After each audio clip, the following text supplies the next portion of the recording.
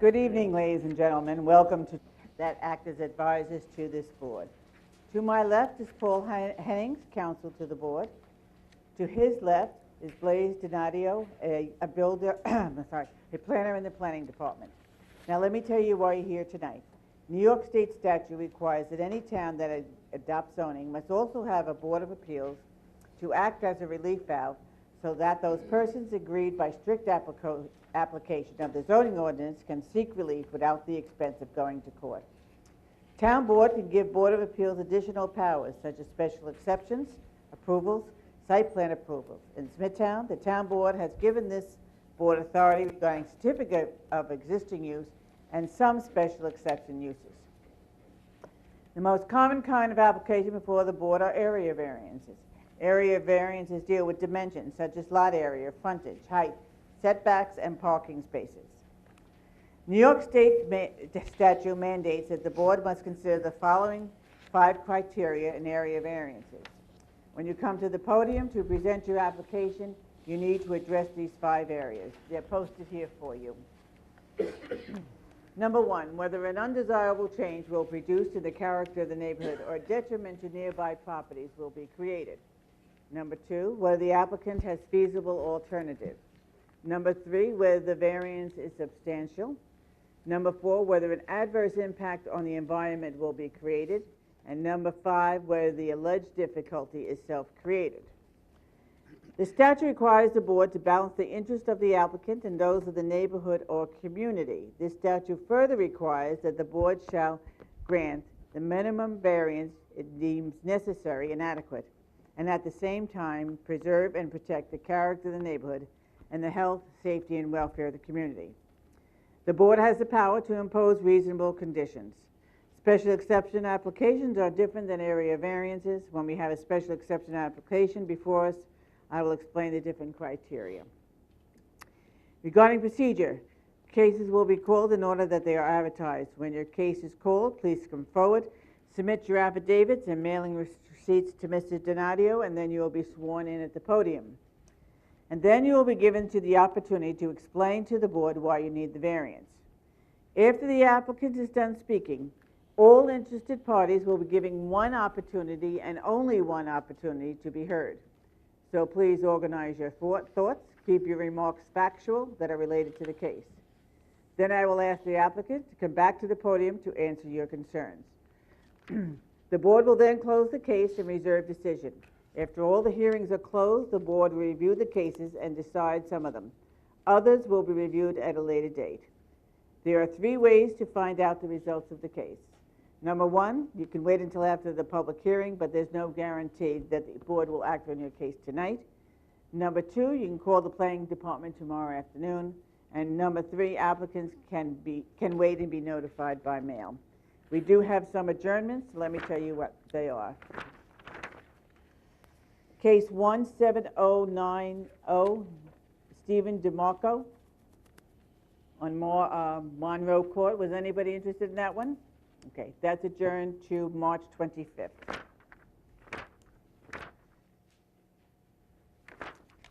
Next case is 1-17057. It's the daycare center on Mauritius Road. Was anyone interested in that case? Okay, that is adjourned to March 25th. Okay?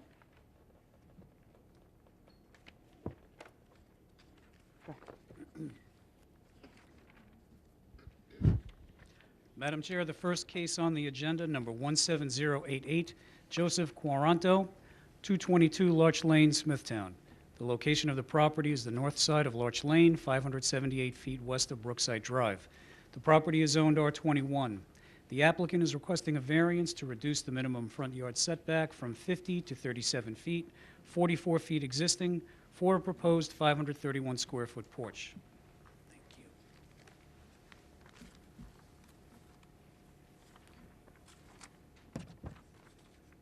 you. Okay, may I have your name, please? My name's Joseph Quaranto, And your address, please? 222 Larch Lane, Smithtown, New York. All right, raise your right hand. Do you swear to tell the whole truth and nothing but the truth? I do. Are these 2 people going to speak? Yes, this is my uncle and this is my fiance. They're both going to speak? If they, Well, if you're going to speak, I need to swear you in. So let me have you. My name is Paul Murphy. Tell me your name, please. Paul Murphy, Okay, and your address? 41 Norwood Avenue in Center Ridge. Okay. Raise your right hand. Do you swear to tell the whole truth and nothing but the truth? Absolutely. Okay. Let me swear your fiance in. No, it's okay. You don't I want. don't have anything to say. Okay. You want to tell? You want to tell us why you're here, please? We are building a wraparound porch on the front Make of... sure you're using the mic. Okay, we're building a wraparound porch on the front of our house. We're going to be encroaching the street. So I believe we're supposed to be 50 feet from the street. We're going to be 37 feet after the porch is established. So we're just looking to get a variance for that. Okay. Anything else? No, but... You got to use the mic. You can't just. No, but, you know, as we said, it's not infringing on the water rights of the area. You know, we've checked it all out, and it's, you know, to better up the neighborhood, too. It'll look nice. Okay. Planning? No comments? Gentlemen? Okay, thank you so much. Okay.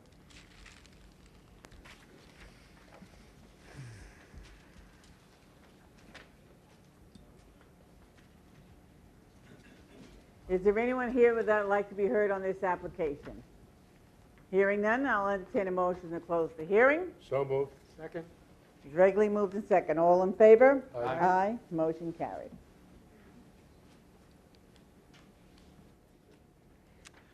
Madam Chair, the next case on the agenda, number 17089, Angelo Sigolino, 133 Plymouth Boulevard, Smithtown. Location of the property is the east side of Plymouth Boulevard, 195 feet south of Lindron Avenue. The property is zoned R10. The applicant requests a variance to permit environmentally sensitive land, depth to groundwater less than 10 feet to be altered, permit structures within 10 feet of environmentally sensitive land, permit reduced buildable lot area from 10,000 square feet to 0 square feet. The actual lot area of the property is 11,783 square feet. Increase the maximum gross floor area from 25% to 100% due to environmentally sensitive land for a 190 square foot rear porch. May I have your name, please? Angelo Sigolino. And your address, Angelo. Excuse Your me? address. My last address, 133 Plymouth Boulevard, Smithtown, New York. Okay. Raise your right hand. Do you swear to tell the whole truth and nothing but the truth? I do. Okay. Would you like this gentleman to speak for you? Yes, Tom Whitney. All right. Hi. I'm going to ask your name. I'm going to ask you to spell your name, please. Sure. Your name, please? Thomas Whitney, Whitney. And your address.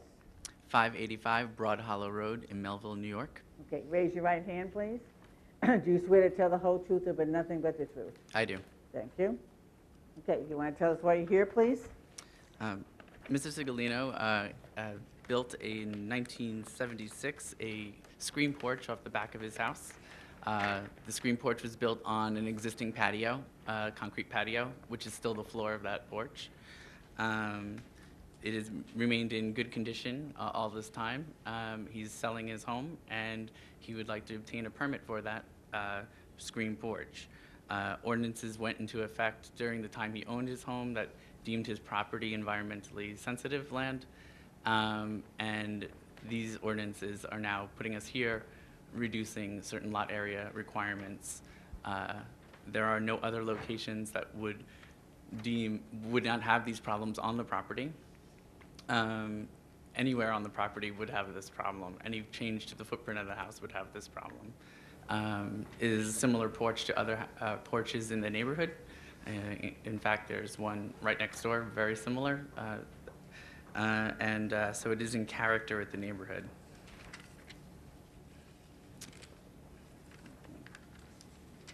Were you asked to do a test hole?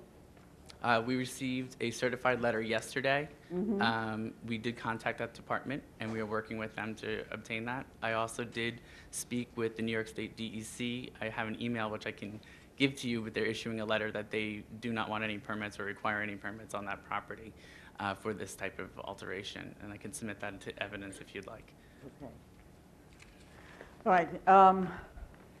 You know there'll be no decision tonight until you get that test hole and the environmental department gives us a recommendation. Okay. Okay? All right. Planning? No comments? Gentlemen? No, thank you. Okay.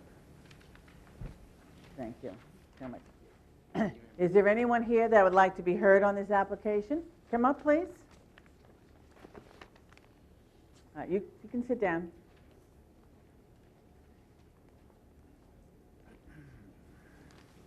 Let me have your name and spell your last name. Okay. My name is Mary Quinn, and Quinn, and I live The address. 14 Lindron Avenue. Okay. It's around the corner from Okay, from raise that your house. right hand. Do you swear to tell the whole truth and nothing but the truth? Yes. Okay. Is your husband speaking? Yes. All right, what's your name, please? Thomas Quinn, And, 14 Lindron Avenue, Smithtown. okay, raise your right hand. And what? Raise your right hand. Do you swear to tell the whole truth and nothing but the truth? Yes, I do. Okay, whoever wants to go first, go ahead. Okay. The reason why we came tonight was because besides all those environmental things that you talked about in the environmental sensitive land, which my backyard might have some of that too, I don't know. On our letter it said, prior built screen porch, which I saw them building. I didn't know whether you needed a permit or not for that, and garage conversion with second kitchen. Now, I'm not 100% sure, but when I try and look in my backyard, it almost looks like there's it's a splanch, and it almost looks like there's steps going up into that living room that's upstairs. That's not before us. The only Oh, thing that is before us is the porch. It says it on my letter that we had, a certified letter that we had gotten from you guys. May I have the folder, please?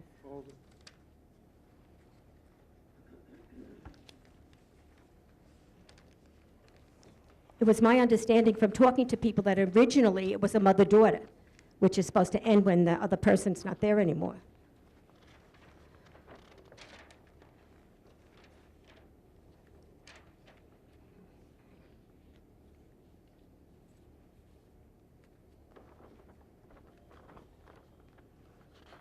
This is the house, this is the porch. Side entry stair. And existing kitchen alteration. I don't have anything. Who did you receive that from? Did they withdraw that part of the application, Blaise? It's part of the building department application for building permits. It does not require any variances. And as far as we know, we haven't received any reports from any of the building inspectors that are saying that there's an issue with the conversion of the garage as needing a variance or. Well, that doesn't require a variance from us. Yeah. That's I thought that was what you guys were going to talk about tonight. That's why I'm coming. Yep.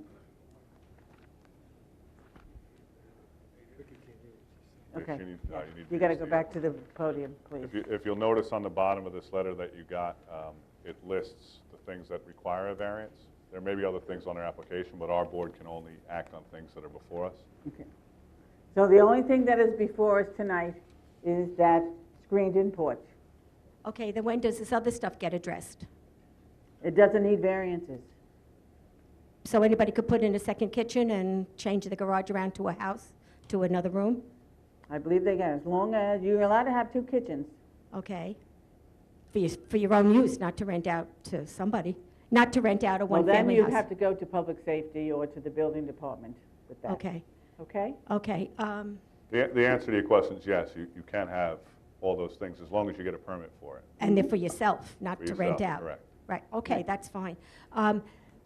This is what I'm just thinking right now. If these environmental things came up after he built that porch in 1976, we've been there since '69, so would it behoove me to find out if my land is environmentally sensitive if we want to do something? you know. How do you can't find answer out? How do you, I mean, he was caught unaware, I guess. that. Right. You probably can go to the building department and then they can tell you. And the building department is in town hall or not? No, it's the building right across the street. It's a Oh, white yes, building. across the street, okay. The, All right. the town of Smithtown deems, Blaise could probably explain this a little bit better, but the town of Smithtown deems any property with depth to groundwater less than 10 feet as environmentally sensitive land just because of the depth of the groundwater. So in all likelihood, if it is on this property, probably the, If you want to come to the planning department, we have a map of the town where all of the high groundwater, to the best of our knowledge, exists. We can look at your property and see if it's there. Oh, okay, all right, all right. Across the street from town hall. All right, Yes. thank you.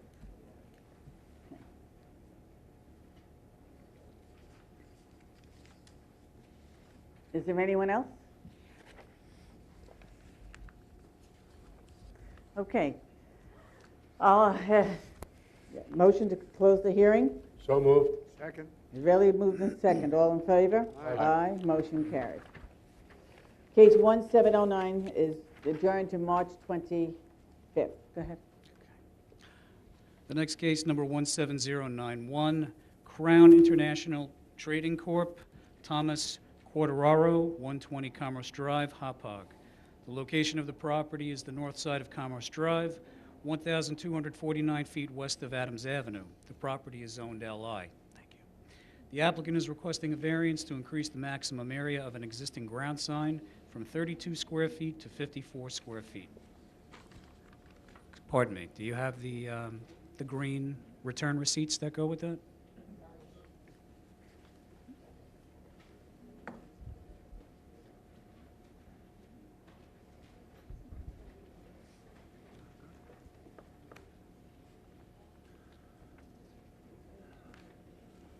When did the ordinance change to environmentally sensitive land? The ordinance, when does that, they said when they built it was. Dave would know that. I gotta think that was in this. Not very Probably good. the 70s, so. And this was not delivered, or? Oh, notice left, okay. Very good, thank you.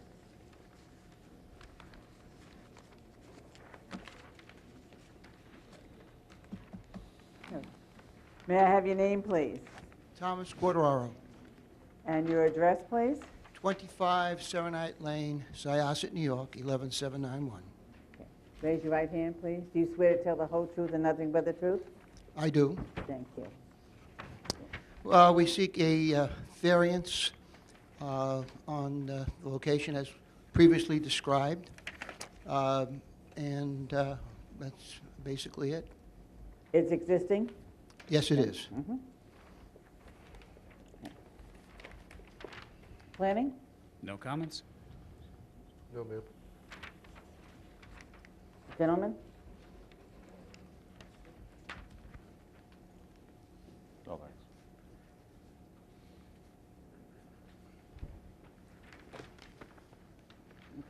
This, how are they calculating this is 54 square feet? Are they calculating both sides of the sign? Both sides, yeah. Because how thick is it? They have the dimensions on the plans, but it's I don't have that roughly big. 27 square feet on each side. Can I see that? You want this or you want, what do you? Doesn't show you the thickness. Do you know what the thickness of the sign is? The thickness is approximately 2.5 feet. Okay. Yeah. Thank you. Okay, is there anything else you need? No. Okay. Okay.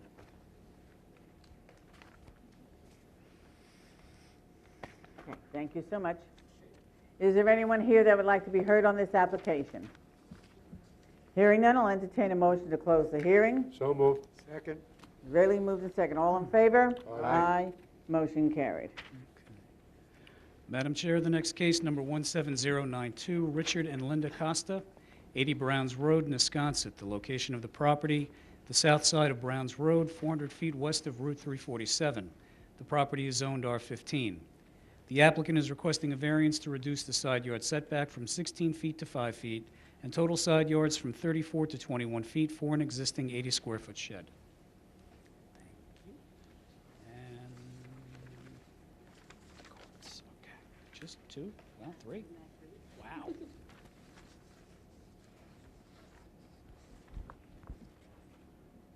Thank you.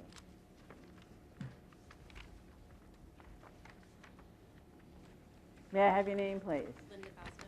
You need to use that mic. I'm sorry. Linda Costa, And your address, please? 80 Browns Road, Nesconset, New York. Okay. Raise your right hand, please.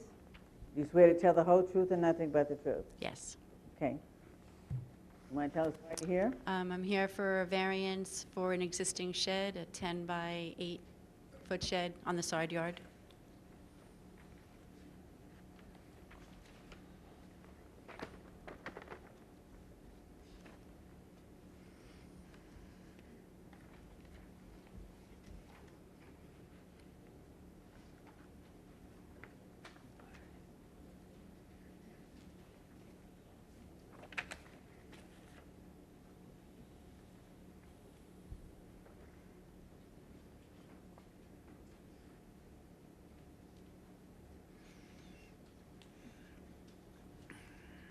Planning? No comments? Gentlemen? No thanks. Okay. Thank you so much. Is there anyone here that would like to be heard on this application? Hearing none, I'll entertain a motion to close the hearing. So moved. Second. Regularly moved and second. All in favor? Aye. Aye, motion carried. Madam Chair, the next case, number 17093, Lainie Williams, 320 4th Avenue, St. James. The location of the property is the northeast corner of 2nd Street and 4th Avenue. The property is zoned R10. The applicant requests a variance to reduce the minimum front yard setback on 2nd Street from 25 feet to 18 feet for a proposed 16 by 36-foot in-ground pool. Do they have the, Does he have, or where's the, excuse me, do you have the affidavits that go with that?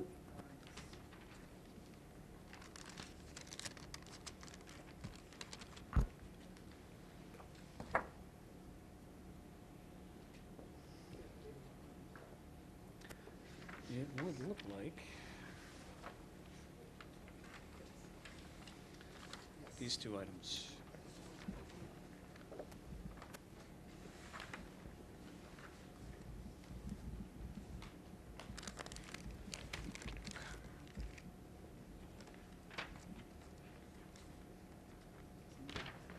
Just one of each. And that one. Yep. Very good. Thank you.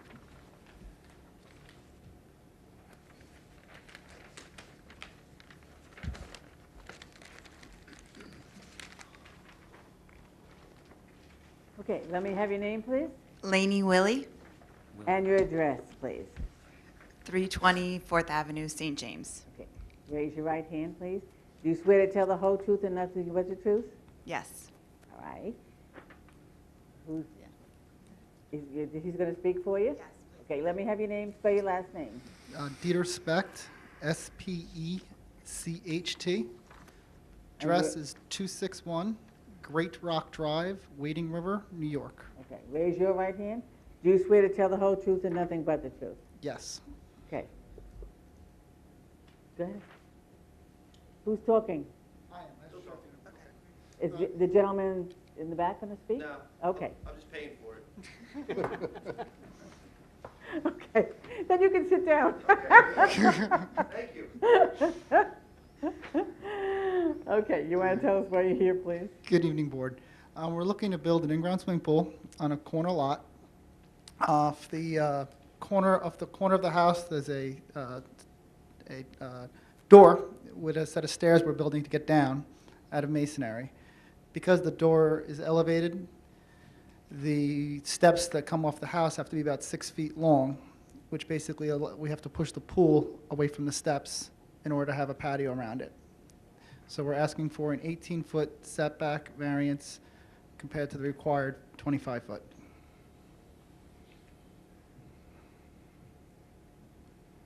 What does this say, wood deck to be removed? There's an existing deck that's there that's going to come down to do the pool and the patio.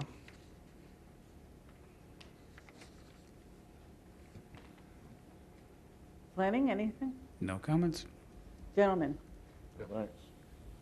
Okay, Okay, thank you. thank you. Am I allowed to add something?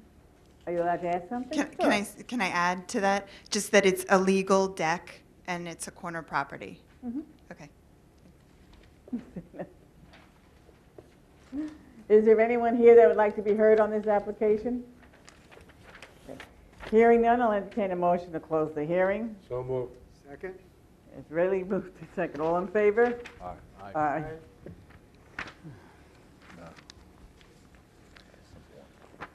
Madam Chair, the next case, number 17094. I apologize in advance if I mispronounce your name. Antigone Babucus, 28 Pimlico Drive, Comac. The location of the property is the north side of Pimlico Drive, 154 feet west of Mare Lane. The property is zoned R21. The applicant requests a variance to permit environmentally sensitive land, slopes in excess of 15% to be altered for existing retaining walls. Permit structures within 10 feet of any slope higher than 5 feet and having a slope greater than 15%. Reduce the minimum setback of 2 retaining walls to the property line from 3 feet to 2 feet. Increase the maximum height of 2 retaining walls from 6 feet to 7 feet. Thank you.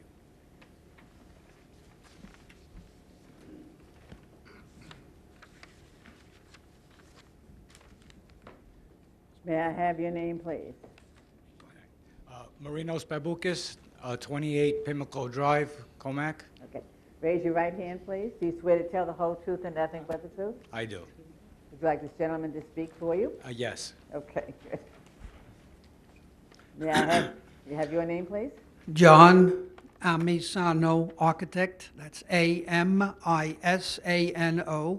2 Brittany Court, Northport, New York. All right. Raise your right hand, please. Do you swear to tell the whole truth and nothing but the truth? I do. Good. You know what? Lift that mic, so you don't, just lift the mic all the way up. You don't have to keep it. Okay, thank you. Or you can take the mic out if it's easier for you. It's okay. Go ahead. Okay, I'm here representing the owner, Mr. Babucus, and his wife in the attempt to legalize some concrete block retaining walls that were installed in their rear yard, pushing the hill back.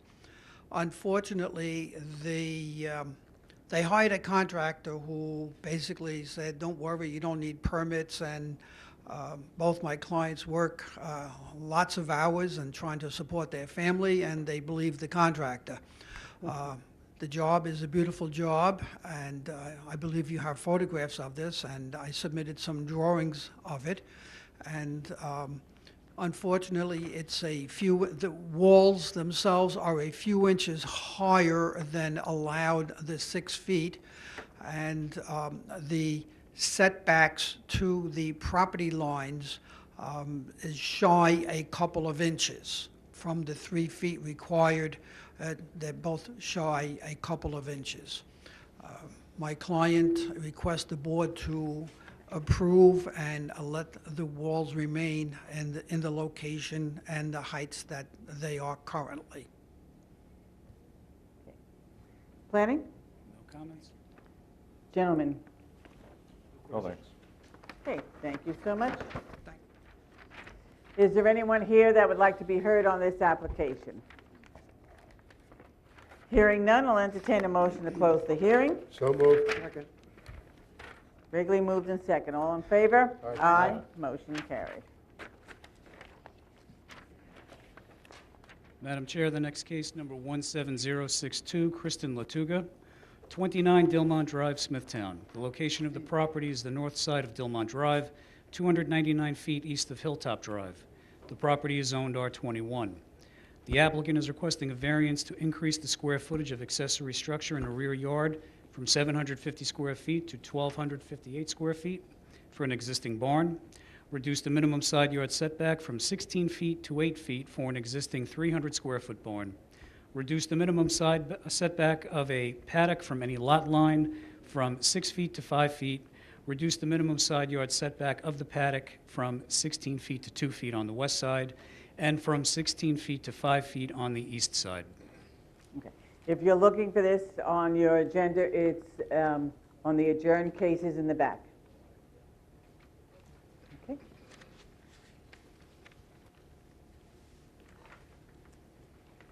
That's this.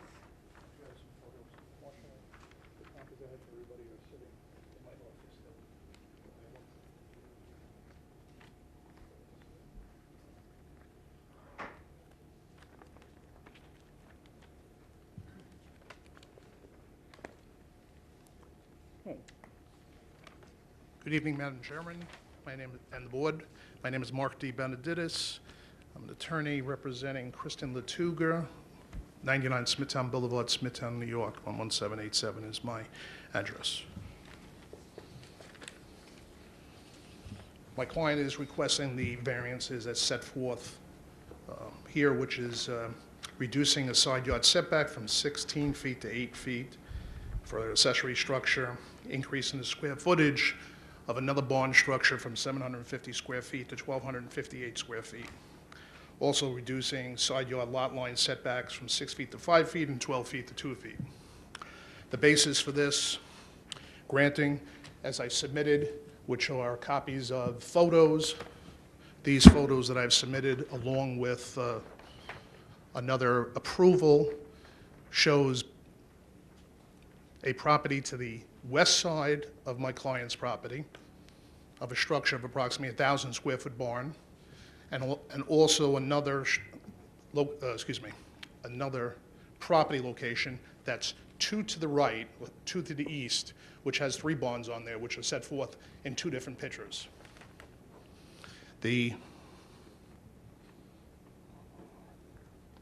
Unfortunately, my client,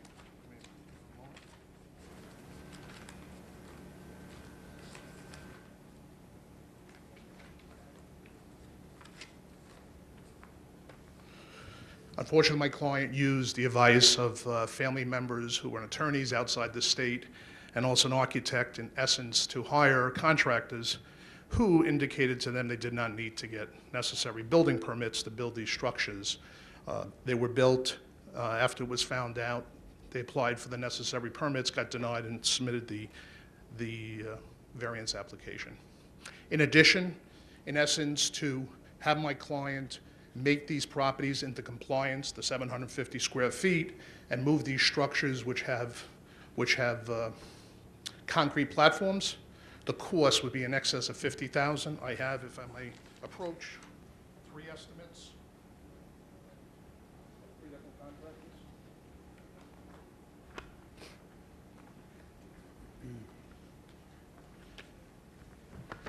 These 3 estimates are very clear as to what the cost would be to reduce the size of one structure and move the other structure. Each of those range from approximately $45,000 to $54,000 to do.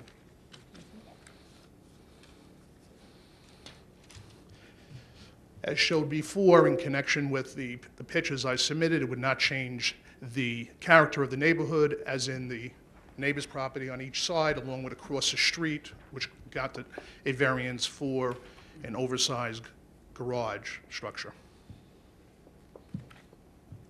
Okay, I have a few questions. Go ahead. First of all, we were at the site. We visit all the sites. Okay. Okay?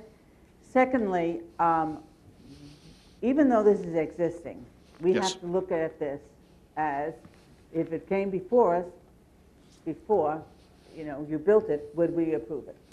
Understood. So you understand that. Who lives in this house? My client. She lives in the house. Yes, she does. And can I ask you why you needed the 2 barns, the 300 barn and the one that's 1,258 square feet? One is a 4-stall barn, okay, of which she keeps her 3 horses that she has, along with some goats in the other stall. The other is a storage accessory structure from which she keeps a lot of the items that go along with the horses, some hay, some cleaning supplies, etc. I believe public safety was there in the summer last year and also in the fall to confirm that the second structure is not used for harboring horses. Okay. Planning? Madam Chair, Planning looked at the request addressing the 5 considerations for variances. And the following determination is made: that the request for the increase of the accessory structure from 750 square feet to 1,258 square feet, and the reduction of the setbacks both for the paddock fencing and the secondary accessory structure are substantial. Because of the proximity of the fencing and the second structure, it does have an impact on adjacent neighbors. The applicant certainly had alternatives when this was planning on being constructed. Certainly the 1,258 square foot barn could have been made to meet the code requirements of 750 square feet, or had it need to be built bigger for whatever reason, certainly a variance could have been requested. The paddock fencing could certainly have been installed, observing the proper setbacks, and the smaller barn, the 300 square foot barn, could have been set back in the side yard to meet the 16-foot minimum side yard setback requirement.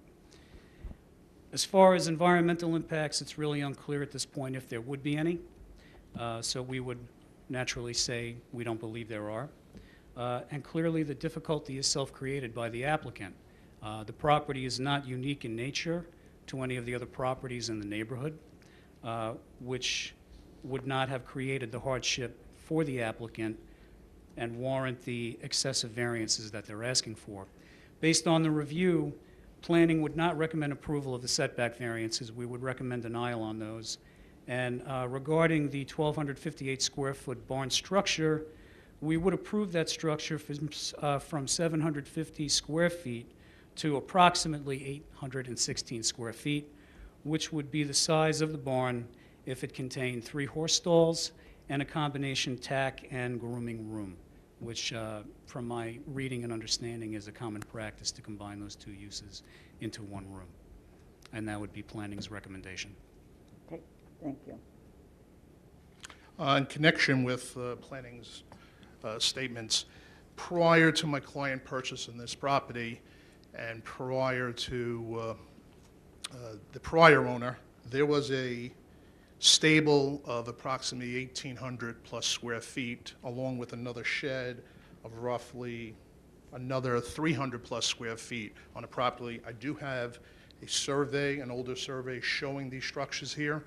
If you take a look at the town's CO requirements, which I also have, which I'll submit, it shows that this barn was demolished in 2008, but it was in existence for some period of time on this property. May I approach? Mm-hmm, okay. Survey here Okay. shows the stable that was there beforehand.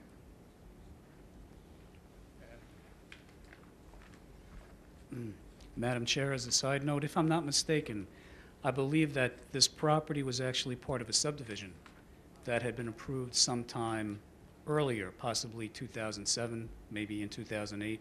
And I believe one of the requirements of the subdivision approval was that the accessory structures were going to be removed. Mm. Okay. I'm not aware of that, Mm-hmm. and I have no documentation to disprove it or prove it. The property is in excess of 1 acre, and I don't believe that the area size variance for the shed is substantial based on that. Okay, is there anything else? Not at this point. Okay, I know there are a lot of people here that would like to speak, I'm so sure I'm there going to are. let them. Okay. All right, if you're going to speak, I want you to line up, please.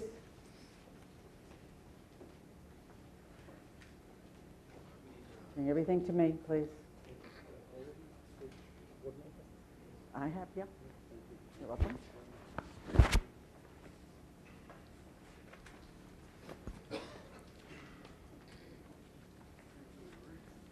And want to... Okay. Good evening, members of the board. My name is Brian Bass. I'm an attorney. Wait a minute, I guess now My we office is can't. 3100 Veterans Memorial Highway, Bohemia, and Excuse I me. represent... Excuse me. I'm sorry. Excuse me. Don't even start yet, please. Let's see. You each have one of these? I don't think Steve has one. You have one, Steve? Okay. Thank you. Okay, let me have your name, please. Brian Bass, 3100 Veterans Memorial Highway, Bohemia. Okay, spell your last name. B-A-S-S. Okay, raise your right hand. Do you swear to tell the whole truth and nothing but the truth? Yes, I do. Thank you. Okay. I represent Matthew and Marie Matera. They live at 29 Lainie Lane. They own and reside in this property, which is east of the Use the mic as much which as is you can. east of the petitioner's property. They have been Smithtown residents for the last 29 years, 11 years at this particular residence. It's their contention, and we believe that the planning department was very articulate with what they said, but my clients adamantly opposed this application by the petitioner. It is excessive. It would change the character of the neighborhood. The subdivision that council had, the prior structure that council had spoken about, that was on a 3-acre lot back in 2008, and it was removed as a result of a subdivision. So that's has little bearing upon this.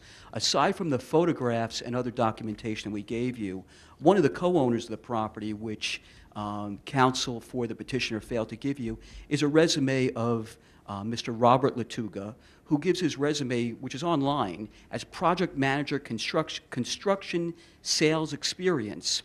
And in this particular resume, one of his responsibilities says CO evaluation and code compliance. So based upon this resume, and I'd like to give a copy to the board. Thank you. The petitioners went into this with open eyes. They knew what they were getting involved with, and they erected a structure without getting prior permits or prior approval of the planning department or any entity within the town of Smithtown. Now, my clients look at these multiple structures on the property, and we gave you Google Earth photos from the spring of 2012 and thereafter, first with the structure and then without. So these structures were built approximately less than 2 years ago. The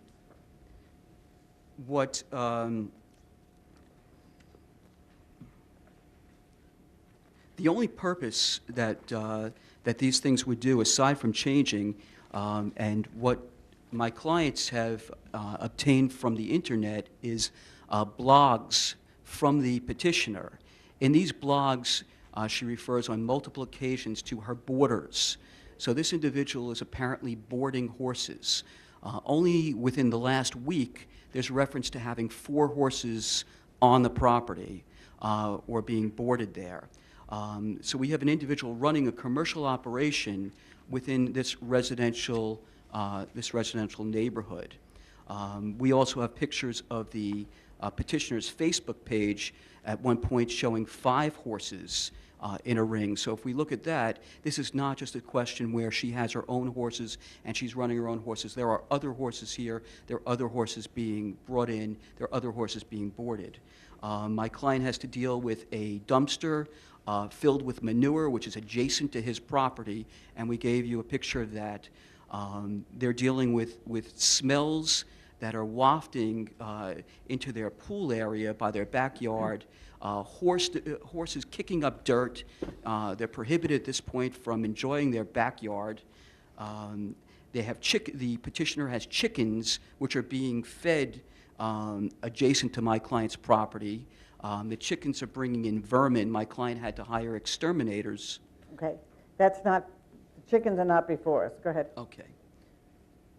But what we're saying here is this is more of a commercial enterprise, and this is out of conformity with the neighborhood. There's no reason why the petitioner needs this particular variance, and there's other ways that they could have done this to begin with. Once again, I think without repeating what the planning department said, I think that they were very concise with what they're seeking here.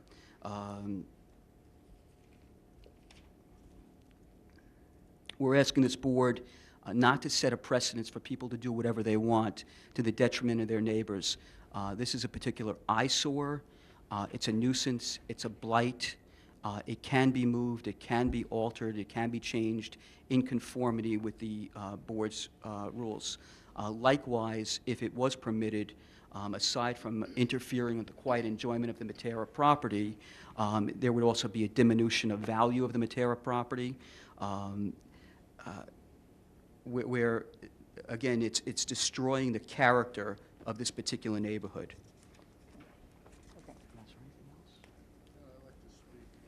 Okay. I'm going to let Mr. Matera speak. Okay.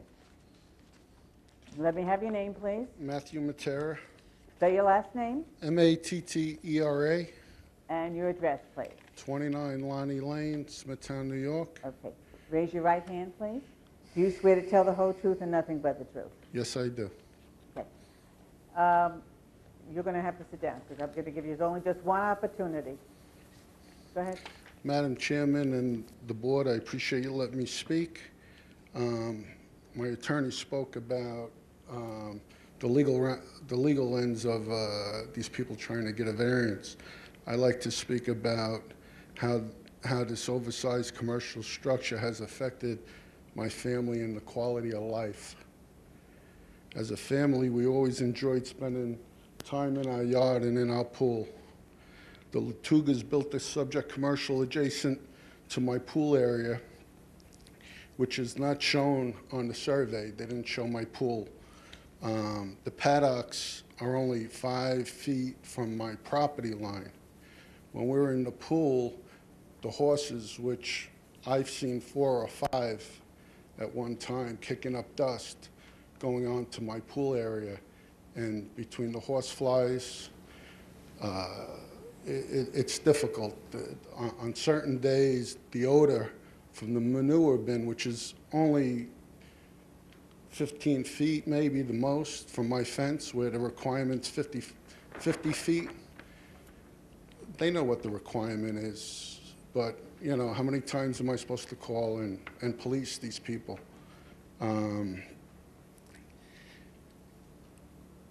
We're now hesitant to invite relatives or family over to enjoy the backyard because we're embarrassed, all right?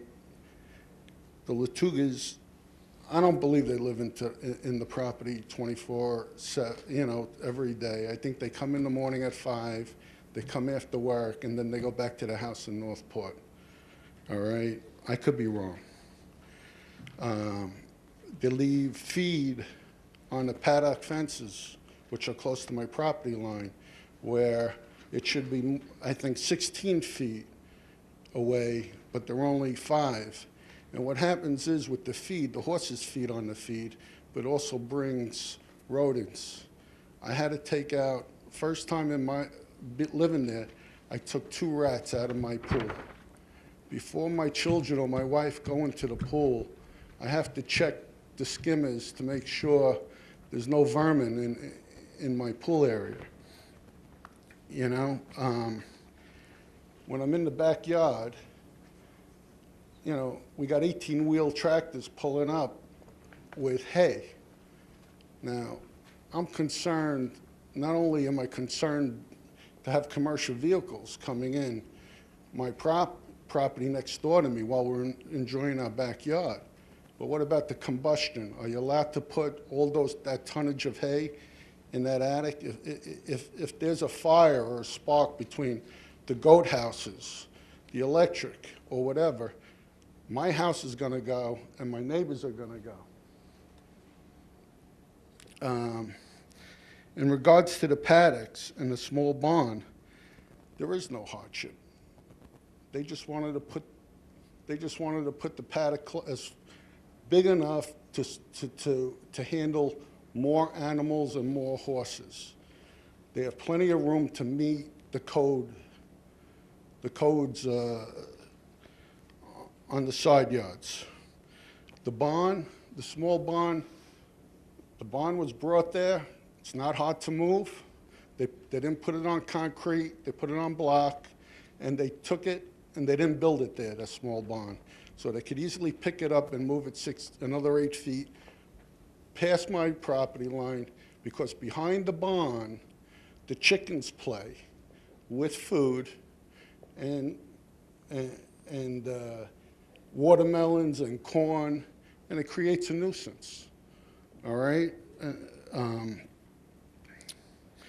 The oversized structure you know, negatively affects the value of my property as well. All right? I'm concerned because if I ever wanted to sell my property, I'd have to find somebody who would be willing to live next door with a commercial structure. Now, the Latugas might have 4 or 5 horses in that barn. They might be boarding them, whatever they're doing. But what happens if they sell that property and somebody sees that large barn? They could use it for any kind of commercial structure going forward. They want to work on cars. They want to store hazardous material. I mean, to me, that would be valuable to a contractor or somebody who works with machine parts or whatever. Right. I'm concerned about the future, all right? Besides them running a commercial operation today. And, you know, I'm asking the board to take my concerns into account because it affects my family's way of life. And I'm not only looking for today, but I'm looking forward to tomorrow. Okay, thank you. Thank you. Okay. Next, please. How you doing? Have your name, please? Todd Uvino, Spell your last name Yovino, and your address. 360 Motor Parkway, Hauppauge. Raise your right hand, please. Do you swear to tell the whole truth and nothing but the truth? I do. Just to address this board. Okay. The Matera's asked me to come in. I'm a realty expert in the area. I've been practicing real estate for 26 years, and the Matera is concerned with the value and the impact of the structure and the current usage.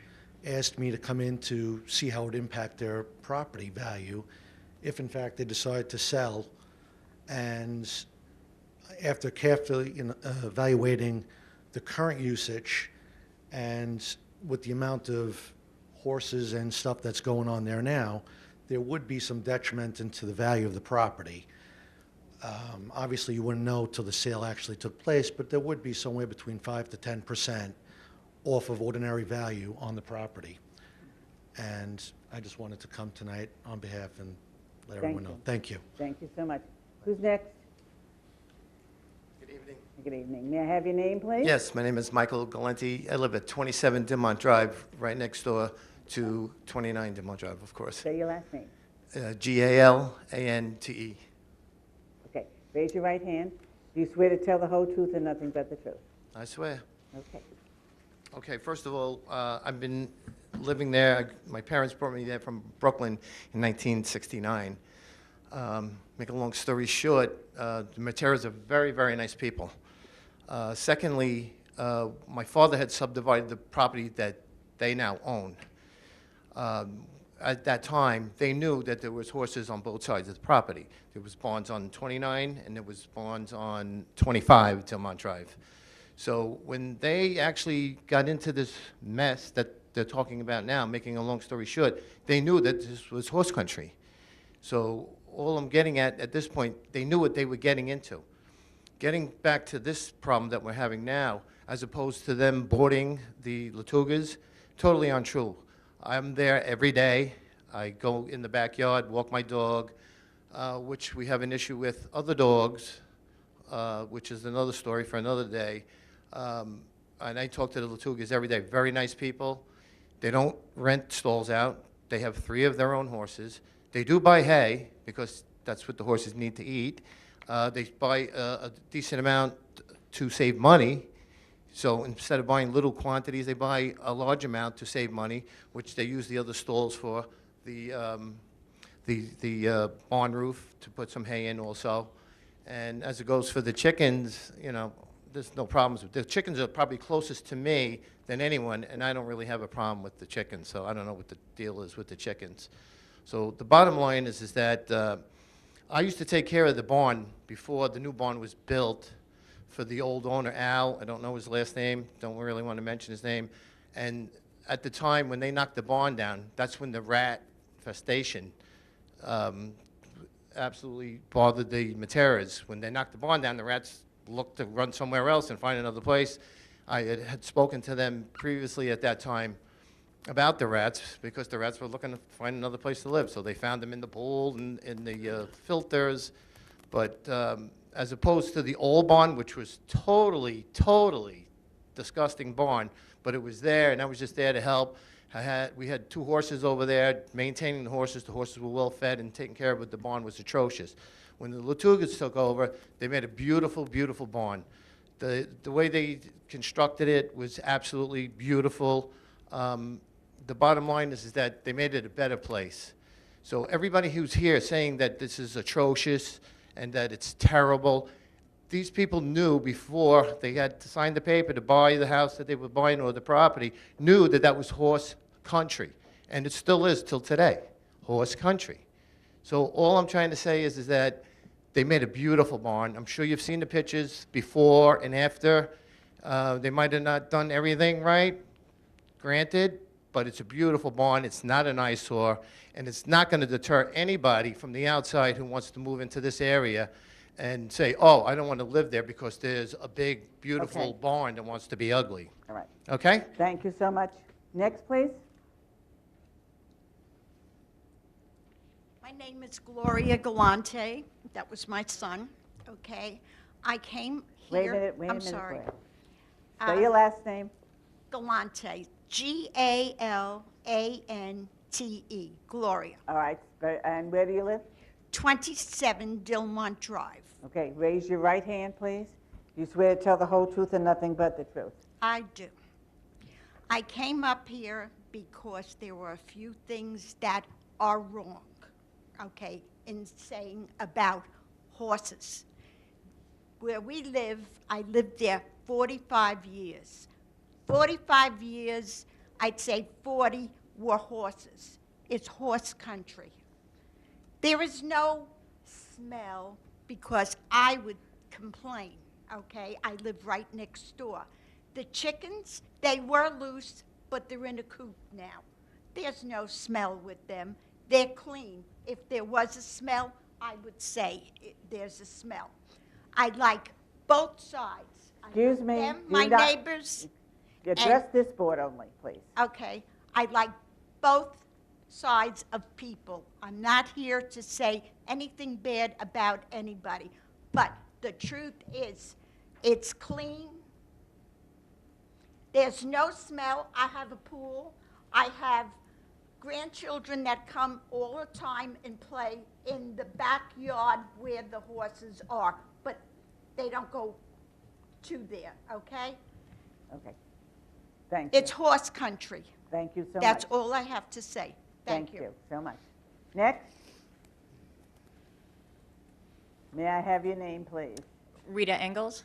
Spell your last name. E-N-G-E-L-S. And your address, please. 32 Dilmont Drive, Smithtown. Raise your right hand, please. Do you swear to tell the whole truth and nothing but the truth? I do. Go ahead. I would just like to reiterate what the 2 prior speakers have said. I work the midnight shift, 4 days on, 4 days off. My husband works 2 24-hour shifts a week. We have 2 small children who are home, no nanny. Therefore, there is always somebody home at my house 24 hours a day, unless we're out running minor errands. So I have a clear, unobstructed view of Miss Latuga's house from the front of my house. I'm directly across the street, 1 house to the west. I can assure you there was no commercial operation going on there. I have never seen more than really 1.5 horses. I didn't even know she had 3 horses until tonight. I've been in her yard maybe 3 or 4 times. When she brings one of her horses out front on the reins, if I see it, I'll take my 4-year-old daughter over to see the horse. She always gives me a tour, not expecting me to come, so she's not preparing for visitors. I've been in the yard. It is spotless. There is no smell. The barn is beautiful. It's a soft blue-gray. It's lower than the maximum height. I've never seen more than those, the 1 big horse and the 1 little horse and a goat and a couple of chickens. Okay, thank you. All right. I see you're all getting up. If you're all going to say the same thing, just say that I agree with everything that's being said, all right?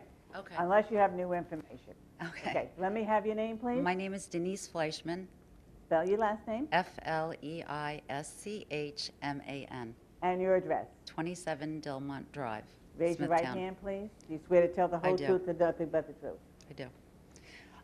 Just letting you know that if they're saying that their house is devaluated, if anything, this house went up in value because what was there before was the worst of the worst that I have ever seen in my life. What she did to this property was a miracle and amazing. Okay. I'm in the pool in the summer, no smells, 3 horses, 2 goats, and chickens. That's it, and it's immaculately clean. Okay, thank you. And she's a very responsible woman. Okay, thank you so much. Next, please. May I have your name, please? Kathleen McShane, M-C-S-H-A-N-E. And your address, please? 6 Mainland Court in Smithtown. Raise your right hand, please. Do you swear to tell the whole truth and nothing but the truth? I do. My property abuts the rear of Mr. Tuga's property, and I think that some of the people who are speaking, looking at the property from the front, may have a different perspective than Mr. Matera, who is on the other side, and I'm on the west side. He's on the east side. Okay. The property is well maintained. There is no question that you know, it is beautiful, that it is cared for. And the barn is beautiful. It's very, very large. And it is considerably larger than what was there before. Yes, an old decrepit barn in a different location. This barn is considerably closer to our property, and as I said, at least twice as large. And that does have an impact visually on, you know, on our property. When I go out to my pool, I'm faced with this huge structure that just simply wasn't there before. And I do believe that they knew, you know, they had to, everybody should have known that they would have to get permits for that. Right. Okay. Thank you. Thank you so much. Next, please. Hi, Kelly Stieflein, S-T-I-E-F-L-E-I-N. And Okay, where do you live? 29 Lainie Lane in Smithtown. Raise your right hand, please. Do you swear to tell the whole truth and nothing but the truth? I do. Thank you. Everyone's perspective just now, they're facing the house. They are not facing the barn or the backyard. It's very, very close. It's very large. We go outside, and there are the horses. We can stand on the fence, and I mean, the horses could jump over the fences. There's concerns there. They have a goat that actually jumped over the fence and has attacked people. It has gone, you know, it has forcefully gone towards people. I mean, it's a concern. It's very close, it's very large, it's an eyesore in the fact that we don't want to see the horses, we don't want to see the dust from the horses. I mean, it's a beautiful barn, but it's just too close. Okay, thank you. And I'm sorry, I have one more comment. ahead, quickly. Mr. Galante's farm, beautiful as well. There was no smell from that farm. As soon as the Latugas moved in, disgusting. I get out of the car every day, and I comment on the smell. Never before has it smelled that bad. Okay, So the thank horse you. country, it has become disgusting because of this. Thank you so Thank much. you. Next, please.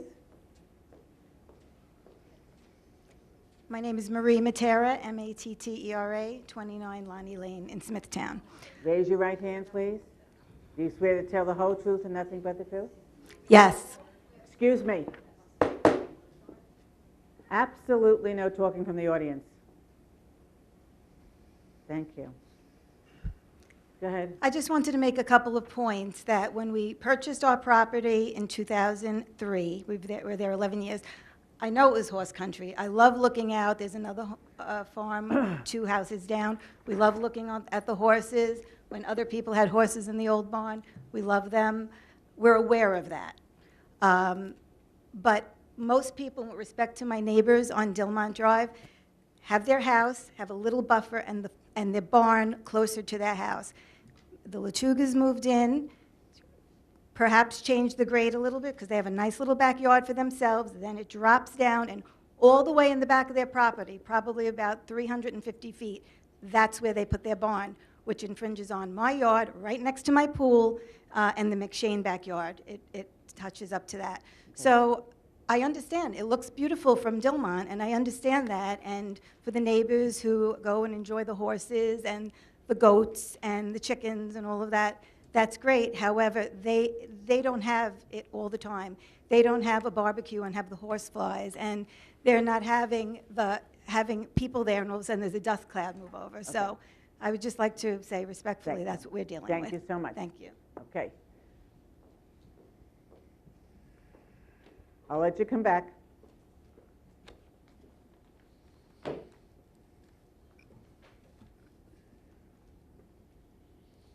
In addressing certain of the issues that were brought by the neighbors, I want to point out a few things. I got a few more photos that I want to bring up. We have plenty of these photos. Go ahead.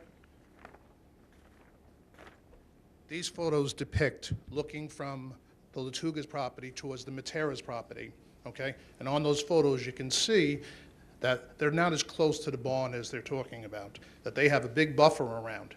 And in addition to that, an eyesore can be resolved by a berm with bushes, a berm with a fence, but even so, taking into account the alleged smells, the alleged size of the barn, this barn, where it currently sits, okay, the structure, which is 1,258 square feet, has no issues with rear yard setbacks or side yard setbacks. It's only a size. So whether or not it was 1,258 square feet or 750 square feet, it would still be in the same location. The approximately 500 square feet, too big that it is, could have been removed from the area closer to the Latuga's house, not the rear of the yard, because it's not an issue of it.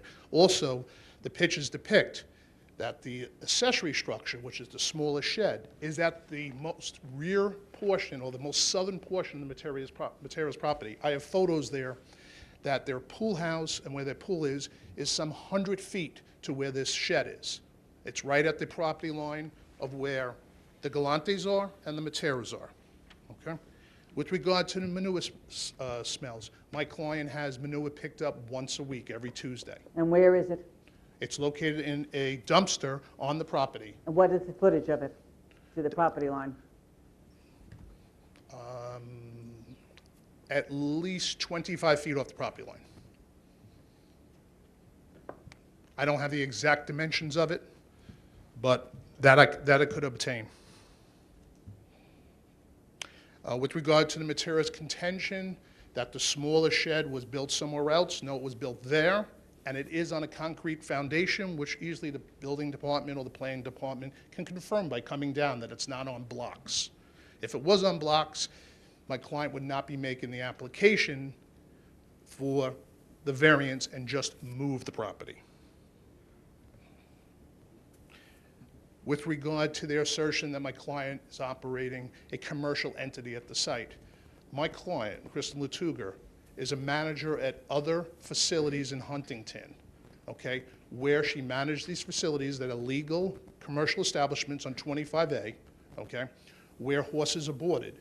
Those blogs, none of which I've seen, okay, all of which are hearsay, okay, do not depict the fact that she's operating a commercial entity out of this property. And whether or not it's 750 square feet or 1,258 square feet, she could be boarding 3 horses, as planning department indicated, to reduce the accessory, the barn structure from 1,258 to 816. She could have no horses of her own with that size unit and could be renting it.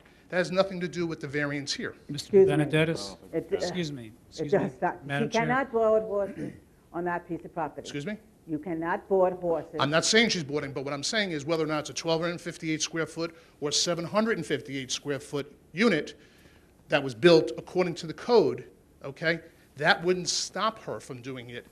I'm not saying she is or she is going to, but their contention that she'll operate a commercial entity out of there is ridiculous, based on the size of the structure. Madam Chair. Where are other locations? Excuse me? Where are the other locations there which she works in? Yeah, on 25A. In what town? In the, I believe, Northport, which is the town of Huntington. Do you know where Kiwayu Farm is? Kiwayu Farm, okay? her horse, the oldest horse that she has from 2001's name is Kauai, okay? And she has a little sign in the back that says Kauai Farm. I have a copy of the bill of sale that I can submit to the board if you want to see for the purchase of Kauai was the name of the horse. She has her license paid as Kauai. Her horse is named Kauai, that she has this horse now. So she calls her own, this home property Kauai? Well, Kauai, yes. Okay. But on this blog here, she says here the location of Kauai, Smithtown, and then she says, makes reference to her borders. Can I ask you a question, that blog? Yeah, I don't know where this blog Is that came blog from my client? Does I it have show no proof of my idea. client? Was it from a blog that someone could have put in, that Matera is, somebody else? I'm not making any assertions. I'm asking but you. where proof? I'm asking you if you know anything about it. When I showed her that, which was part of a complaint that she got a copy of from the town of Smithtown, that was never posted by her. She has no idea where that came from. Okay, It so doesn't this- list her name. What's this Kristen? So, Okay, how many Kristens do we have in the world? I'm I don't asking, know, a million? I'm asking you. I don't know anymore. You know. All right, thank you. Oh, just a minute now. Planning has something to say? Yes, Madam Chair, I believe that you have copies of the ordinance We do. 32212J. Mr. D Beneditus, excuse me, in the ordinance, it specifically states that on a residential piece of property, we're not talking about the number of animals now, we're talking about actually having the animals on the property. Right. In a residentially zoned area, you are only allowed to have horses that you own As I indicated, and okay? that you enjoy. You cannot border other people's horses. Never said she is, or never said But she I'm will. just, I'm just addressing saying- the comment that you made, whether they were her horses or bordered horses. You That's know, the not question comment of I whether made. or not the square comment I made, footage. to be clear, was if she built this to 750 square feet with a permit, it could be in the same exact location, on the rear yard and the side yards, both side yards. It would just be 500 square feet less, which is closer to her property. Yes, the code says she cannot board horses, but I wouldn't be here today making an application for a variance. She could have it, and she'd be dealing with the town of Smithtown Public Safety for illegal boarding of horses, whether or not it's a 750 square foot unit or a 1,258 square foot unit. That's what I'm saying. I'm not saying that there are other horses. I'm saying whether or not it's 750 or 1,258, it doesn't stop her from boarding horses because of the size. That's what I said. Okay, thank you very much. Is there anything else? Okay, thank you. All right, I'll entertain a motion to close the hearing. So moved. Second. Really moved in second. All in favor? Aye. Motion carried.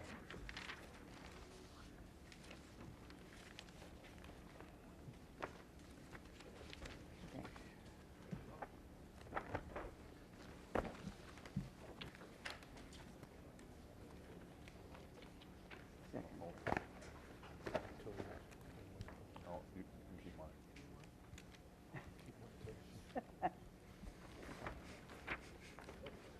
Just wait until people leave. Madam Chair, the next case on the agenda. Blaze, just wait until Okay. people are gone. Right, I am. we're going to just wait a second. It's Tuesday, come on. Okay, ladies and gentlemen, we do have another hearing, so I would ask you, please, if you'd like to talk, you can be there in the hallway. Thank you so much.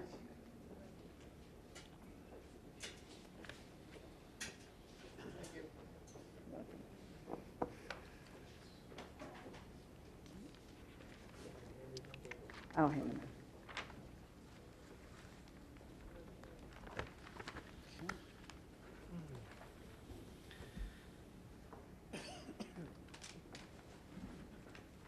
I need one back.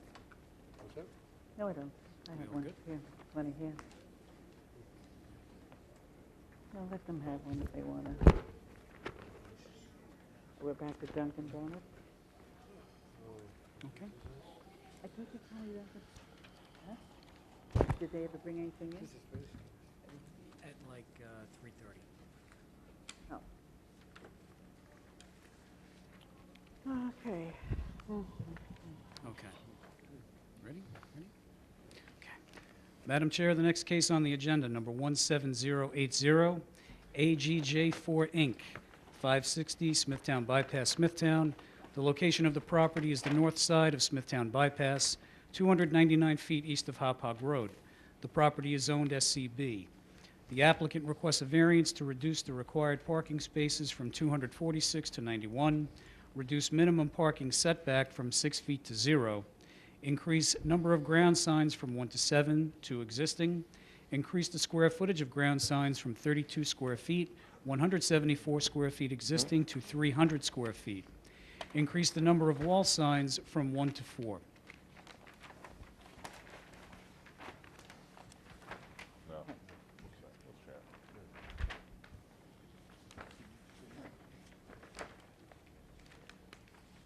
This is the new one? I don't think so.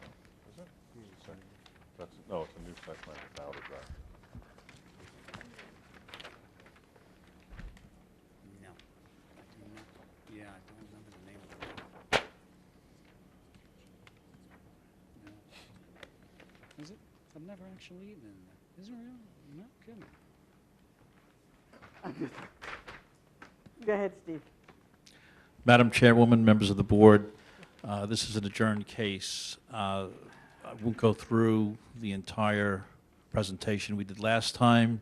Right. I think we are here specifically to address a few issues that were left undone as a result of the last hearing. Specifically, there was a site plan that wasn't here at that time, something that the planning department had said that they had developed or worked on that would show 136 parking spaces, I think it was. But in working with the planning department, essentially what we've discovered is that you can't really fit 136 parking spaces on the subject site. We prepared, one of the plans you have in front of you is a plan that shows the maximum parking we feel that can be developed on the property without the drive-up window, and that would be 121 parking spaces. The other plan you have in front of you is a plan that depicts the drive-up window, and that plan shows a reduction of 16 parking spaces as a result of the drive-up. It's also worth noting that the queue for the drive-up window contains 9 cars, so that essentially of the 16 parking spaces that have been eliminated as a result of putting the drive-up window in, 9 of those spaces essentially made up. So that would be a reduction of 7 spaces, or approximately 5 to 6% of the parking spaces available on site.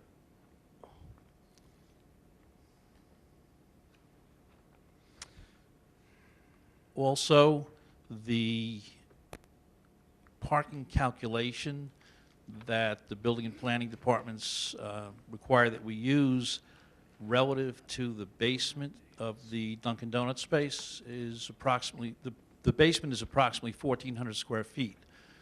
Of that 1,400 square feet that was previously used for storage and calculated at a rate of 1 per 500, we used about 360 square feet of that space for a prep area, which then triggered the entire 1,400 square feet be calculated at a 1 per 100 rate rather than 1 per 500.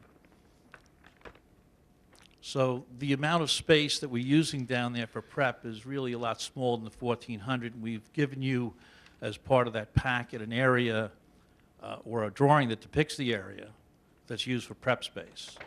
And had we used a different calculation, that is just the reality of it, how much is used for prep, how much is used for storage, the parking calculation would be dropped again.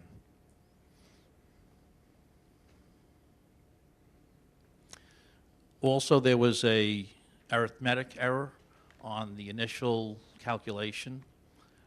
The advertising is for 246 parking spaces as a total requirement. We've determined that the real requirement was 236. So our reduction is really from 236 as opposed to 246.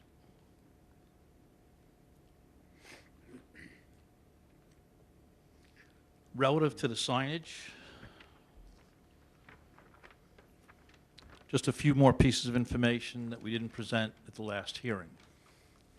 We looked at Applebee's in Comac, which is part of a larger property. There's PetSmart on that property, and there's also a hardware store on that property.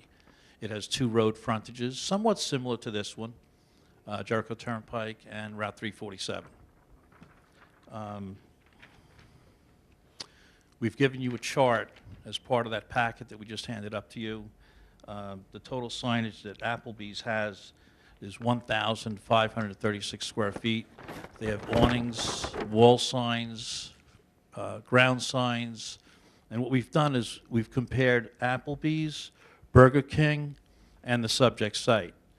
And you can see by reading across in that chart various categories, a number of ground signs. For instance, at the Burger King that was approved within the last month or so by this board, had 7 ground signs. And we're asking for 5 ground signs. The total area of the ground signs at Burger King was 124. We're asking for 126. The wall signs at Burger King were 118. Applebee's has 324. We're asking for 177.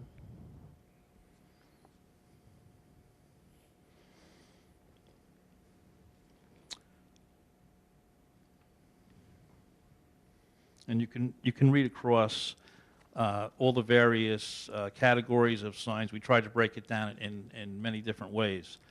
Attached to that same chart is the property card for Applebee's showing what all those sign approvals are for, the areas, when they were approved, and so forth. We also attached, for your convenience, the decision of this board for Burger King that is dated January 29th of this year.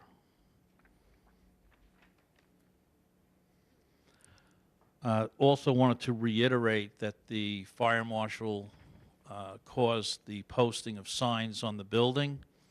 On the west side of the building facing 111, you can't park there. They're requiring us that we maintain a distance of 26 feet off the building before we could put any parking.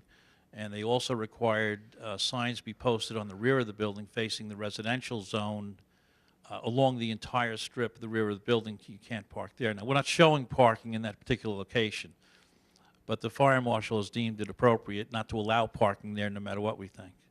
And the same thing is true of that westernmost side. I also have with us tonight Seymour Britterman, who is the attorney for the landlord, and he's going to briefly address the issue of cross-access relative to the contiguous parcel. That was another subject that came up.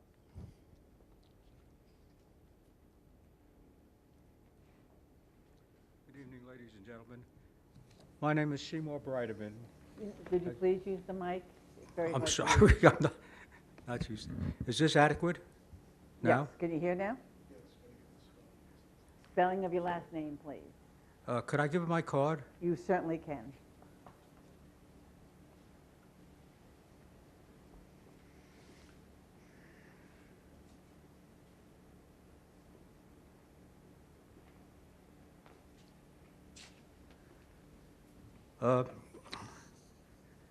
As a landlord's attorney, I just want to point out to the board that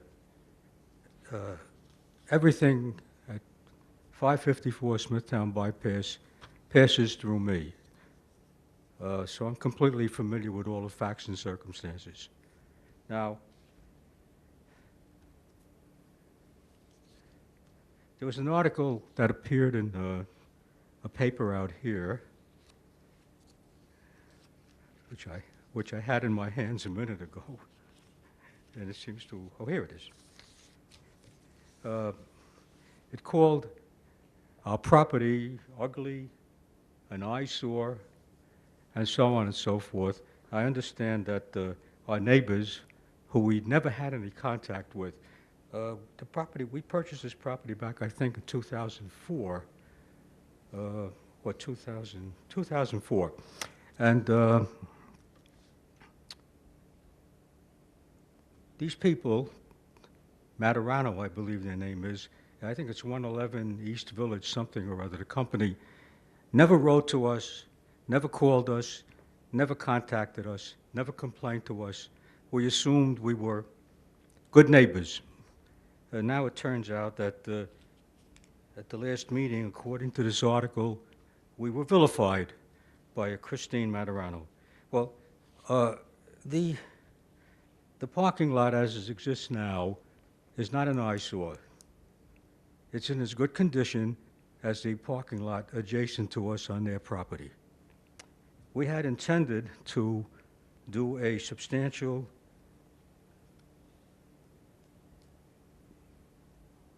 I would say improvement of the parking lot in the area, but then Mr. Wallier came along from Dunkin' Donuts, and it didn't make sense to do anything until he completed his work. And of course, he has to obtain the approval of the planning board and this board, and if he doesn't obtain the approval, we'll improve the parking lot since his work will not take place. We went over this very carefully, and we're satisfied that if he's allowed to go ahead and complete his work, there'll be sufficient parking space. But what I want the board and planning board and this illustrious board to understand is that when he finishes that work, that parking lot will be entirely repaved. The signs will be fixed. New plantings will be put in. Fences will be put in. There's a buffer zone in the back, an 8-foot buffer zone, and we will be sure that no light signs into the houses that are behind our property.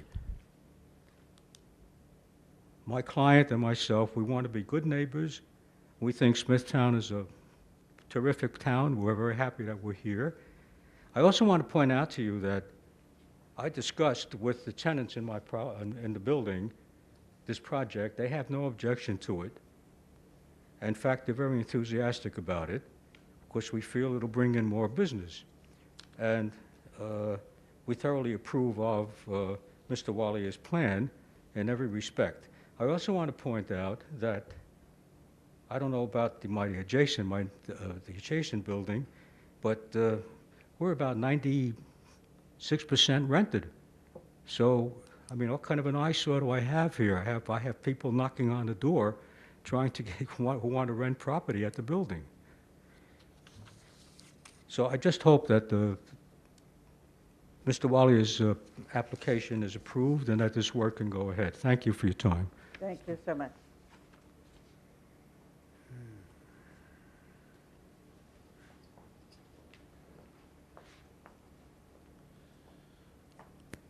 To conclude, this project will substantially improve the shopping center, the subject property. We're adding a buffer zone at the back of the site to buffer the contiguous residential properties from the subject property. It'll benefit the Dunkin' Donuts. It'll help them do more business. And we feel that the reduction of the parking spaces that we're requesting is not substantial at all. With respect to the number of spaces that could potentially be put there and the number of spaces that will ultimately wind up there, together with the queuing area, doesn't really represent any significant reduction in the parking spaces. So we respectfully request that you approve our variance requests. And thank you very much. If there are any questions, I'd respond. Okay. Planning, do you have anything? Yes, Madam Chair. We did discuss the application at length at the last meeting. Just to reiterate planning's concerns regarding the proposal. Number one, the request to reduce the parking from, as Mr. Cataldo pointed out, is now down to 236. From 236 stalls to 105 is a significant request. That's greater than a 50% reduction in the required parking. There will be impacts to the adjacent residential homes, primarily from the location of the drive-through window and from the noise that the cars idling in the queue will make, and from the lights in the evening hours when it's dark outside, the lights going into the backyards and the back windows of the nearby homes. There is going to be an impact on the adjacent commercial property, which there is an issue with parking there as well. The fact that they can't meet the required parking for their site basically causes a problem for the adjacent property with respect to their parking, because it would appear that some of the clientele going into the applicant's building is actually using the neighbor's parking because there isn't a sufficient amount of parking on the applicant's site. There definitely would appear to be some type of a circulation problem that would certainly intensify between the cars being stacked in the queue and the cars driving up to the window to get their orders, which actually goes into a bigger issue regarding the drive-through, and that's one of safety. If you look at the site plan where the applicant is proposing to put the drive-through window, it's on the northeastern corner in the back of the building. Anyone who is stopped at the drive-through window to pick up their order and then proceeds to leave has a blind spot on their left-hand side. They can't see through the building. If a car is coming in their direction in the back of the building, that car cannot see them, and the people pulling out of the drive-through cannot see that car coming at them. That's the potential for a serious accident. That's a major concern regarding the location of the drive-through window. And certainly, last but not least, the amount of signage that they are proposing, certainly would have a visual impact on the Route 347 and 111 corridors. Based on the analysis that we've done, we've looked at the original proposal, the revised proposal. The board's aware that the planning department did in fact do a sketch that we offered to you as an alternative to the applicant's proposal. It certainly appears that a drive-through window on this property is just not feasible because of all the issues that arise from it. And based on the analysis and based on the conclusion we came to, we would actually recommend denial of the application. Any questions, anyone, gentlemen? If I have a couple. Go ahead. You want to respond to some of that? I'd like to respond to several points, if I may. With respect to people parking on different lots, in other words, someone, for instance, using the Dunkin' Donuts and parking on the contiguous property, or maybe somebody, as I did the other day, went in to get a bagel and I parked on this property. It's not done because there's inadequate parking on site. It's done because, like all of us, we always try to park the closest we can possibly get to where we want to be. So everyone parks as close as they can. It's really not a function of inadequate parking. As a matter of fact, I counted the number of cars that day because of this application. I counted 60 cars on both properties where there are in excess of 200 parking spaces if you combine the two sites together just for that purpose. And at all times that I've been on that property in the last 35 years, I've never witnessed a time when there was inadequate parking. On the contrary, most of the time when I go there, there's plenty of parking spaces. I would say never more than half full. With respect to the people pulling out of the drive-through and so on, we could certainly put either speed bumps and/or stop signs to channel traffic or to provide increased safety at those locations. Stop signs, speed bumps are used all over with great effectiveness. So I don't really feel that that's a legitimate reason to deny the application. We feel that the application is a good one. It benefits the community as well as the applicant. And I'm sorry, I'd be happy to answer whatever questions you have. A couple of questions. The structure that exists there now, is it basement full? The building have a full basement under the entire structure? Yes. Do you know the use of the entire basement? Is it all just storage? Actually, it's pretty much vacant. It's interspersed with vacant and storage. So I guess the question, one of the questions I have is, it appears the building's about 11,900 some odd square feet. Yeah, About 12,000 square 12,000, feet yeah. on the ground level. Yes. The calculation, I guess, isn't jiving with me as part of this deemed counter service, why we're coming up with such a high parking requirement? Well, it's a two-story building. They do have a main floor that's multi-tenant use, and the second floor is office. Okay. And the multi-tenant use is calculated at 1 per 100 square feet, and the office at 1 per 150. Right. Okay, and then the basement at 1 per 500. Right. And that we come up with And that's how we- 236 Right. numbers is correct. I will take Mr. Cataldo's word for it. I think we came up with a slightly higher number, but we could have miscalculated. Okay. I guess it boils down to what is the actual objective? Is the applicant's objective to get a drive-through? Take the signs out of the picture right now. Is that the main goal? Yes. I tend to agree somewhat with planning, only because I think from the get-go that the site plan for this property was kind of botched, or it was put together as one big site, and now that it appears to be two separate sites, I mean, I don't see how this would have flown with the Board of Site Plan Review anytime because of the way it's situated. Well, the original site plan was done in 1962, I believe. The standards at that point were obviously drastically different than they exist today. Just by way of one example is that the parking along the northern property line is right at the northern property line. There's no buffer there whatsoever. Today's standards call for a 10-foot buffer zone. So, you know, the standards were very different. Not only that, it just strikes me as odd that the majority of the parking would be nowhere near where the entrances to the stores would be. I can't answer to that one. The building is where it is. Yeah, no, I agree with you. I'm just trying to find the best solution to this so that the applicant, I mean, I got to be honest with you, I agree somewhat with planning that to come up with that shortfall of a parking.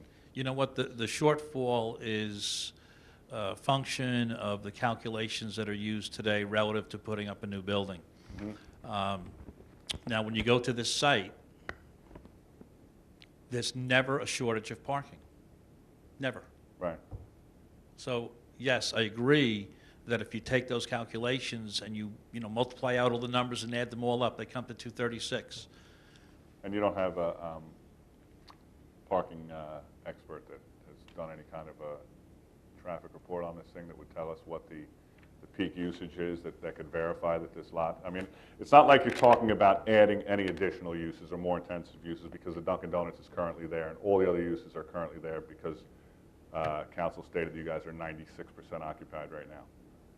Do you have any information that would, because obviously if there is enough parking, there's enough parking, but if the town code says there isn't and we have nothing else to work off of. Is this the only door? Is this the only door? Where's the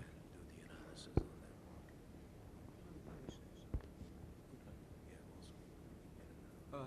Ladies and gentlemen, there's an interesting situation with the parking.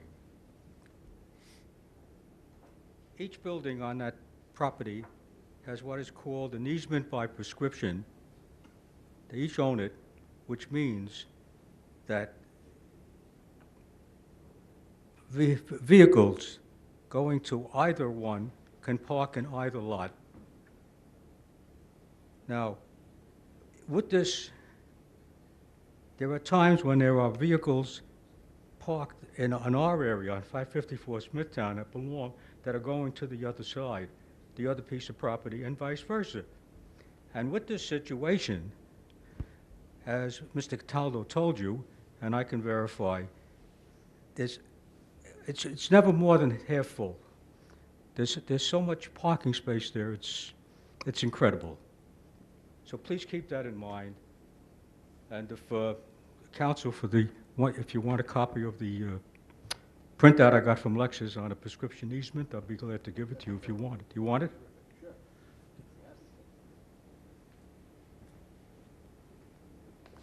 Where is the door to this place? It's in the front corner. Oh, to which place? Yeah. There are multiple storefronts, correct? There's a storefront facing 347. The building's on an angle, so it's kind of facing south and I guess that would be south and west, So south and east. most of the storefronts face south, but there are multiple, it's a multi-tenant building. It's a multi-tenant building. The Dunkin' Donuts space is all the way on the end. Right. So they have additional storefront facing primarily east. But this is where all your parking is.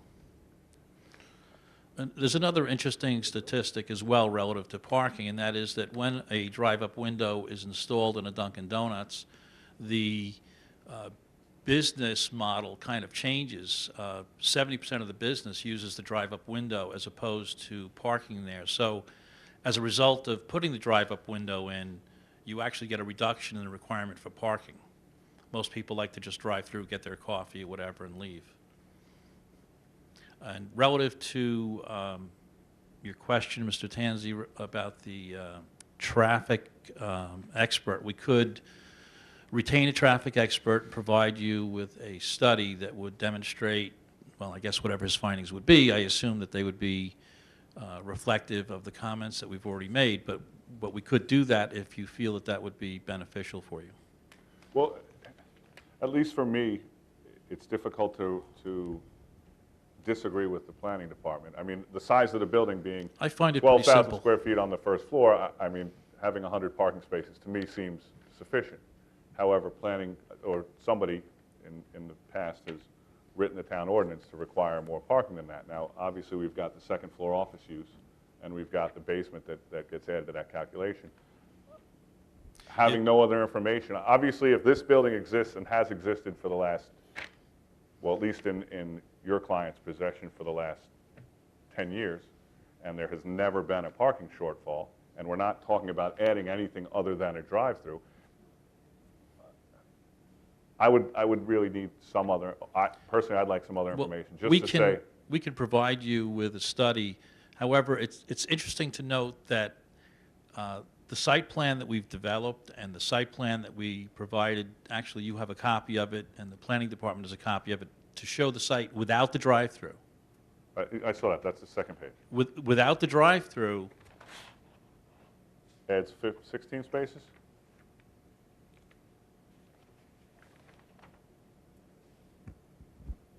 The only thing we really lose is parking in this area.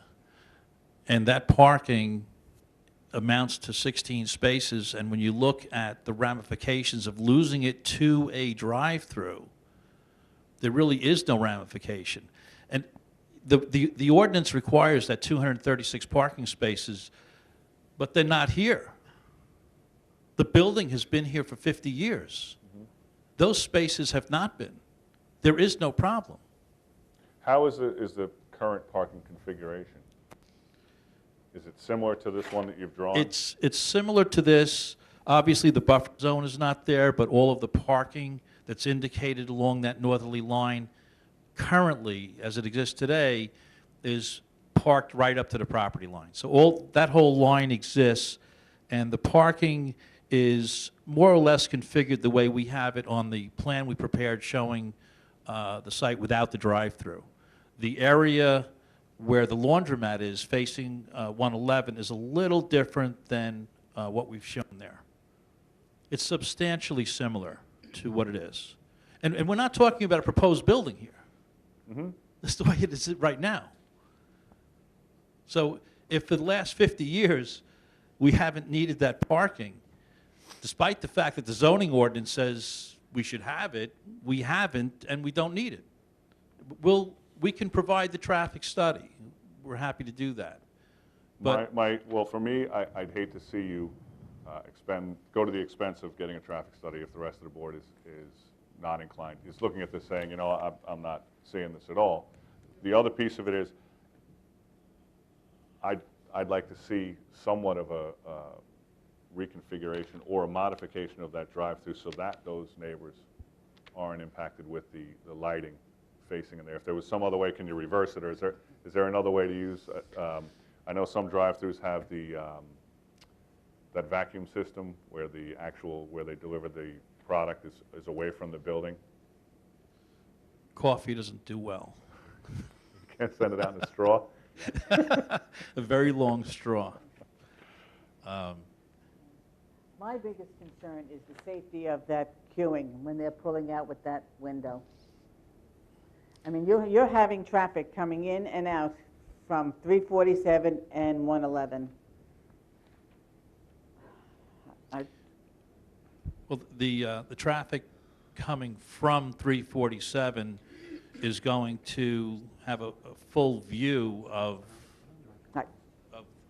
you know, the cars leaving Right.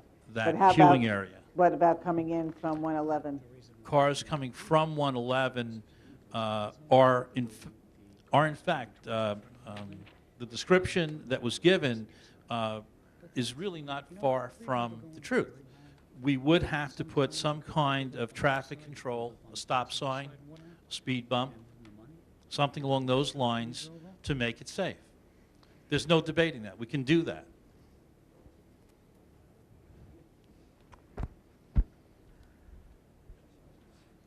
Wouldn't it be better to have it come in going out this way?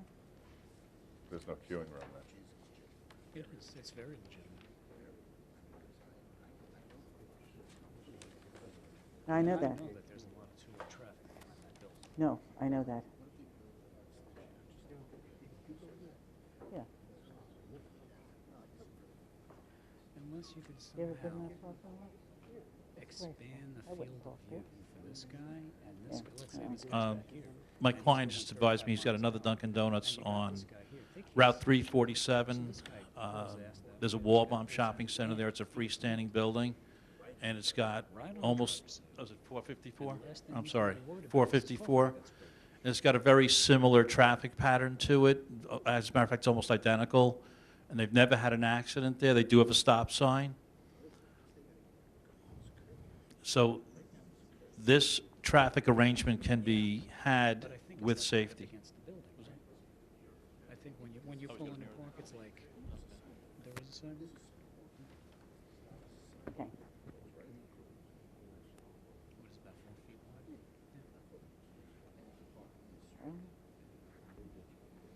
Well, they're getting rid of it. Anyway, Is there a possibility, if you look on the back of the Dunkin' Donuts building, not to belabor this, obviously you're the expert with the layout, but is it possible to put the queuing along the back of the building and have that drive-through be at the rear rather than the side?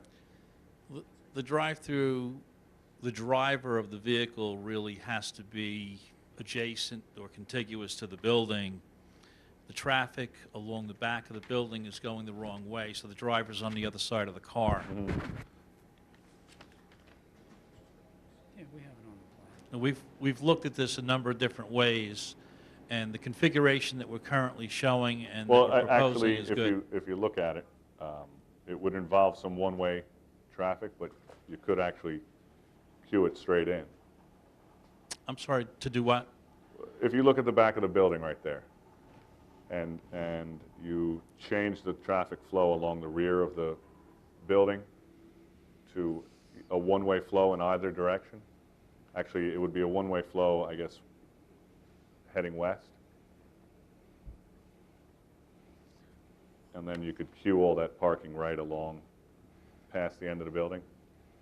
That would require people coming from the 111 side to not go that way. They'd have to go around the building, correct?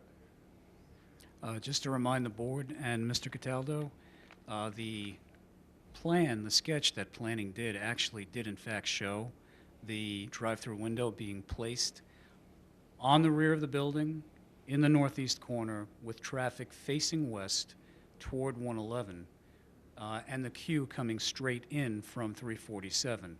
And everybody would queue in a straight line, go to the drive-through window, and then continue west to Route 111 to exit. But it would be a one-way traffic flow along the rear of the building? Ideally, we would like to see it be one way. I don't know what the impacts would be of restricting it to a one-way flow. I think on our sketch, we actually showed it as, what if the potential of two-way traffic did exist? How could you mitigate any kind of an accident or any kind of congestion from building up?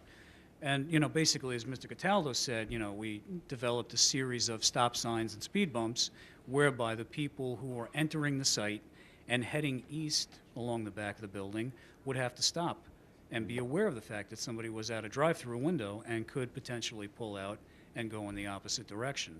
Ideally, we would like to see the traffic flow only go west from the 347 entrance to the Route 111 exit. That would be the ideal traffic scenario. Do you, I hate to keep putting this off, but I also hate to not give you a fair shake at it. Do you think that's something that you could work with, or you've already looked at that and it's not Did possible? you see that sketch? I believe the one he's talking about is this one. Can you see it? I don't have my monocular, but it looks familiar, yeah. Did we see it? This, I think we might there have, but I are don't have copies it in now. the file. Yeah.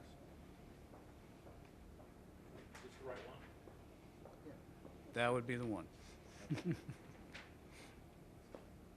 Do we have, that's it? Yeah.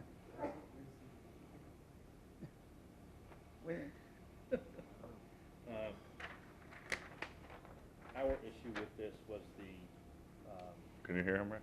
Yeah, you got to go back to. Just grab, you can grab the mic. See. Did you see this one? I think I Did did this- last time. Huh? Yeah. That's exactly what I was thinking. No, I don't.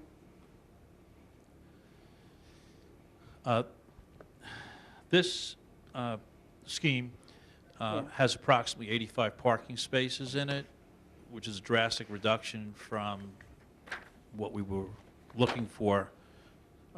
But in addition to that, there's traffic crossing in the back, and we felt that the arrangement that we had was better than this one. See, I was thinking more along the lines of the same exact drive-through pattern, but instead of two-way traffic, you have one-way traffic along the back of the building heading westbound, and then you can still maintain all of that parking along the property line.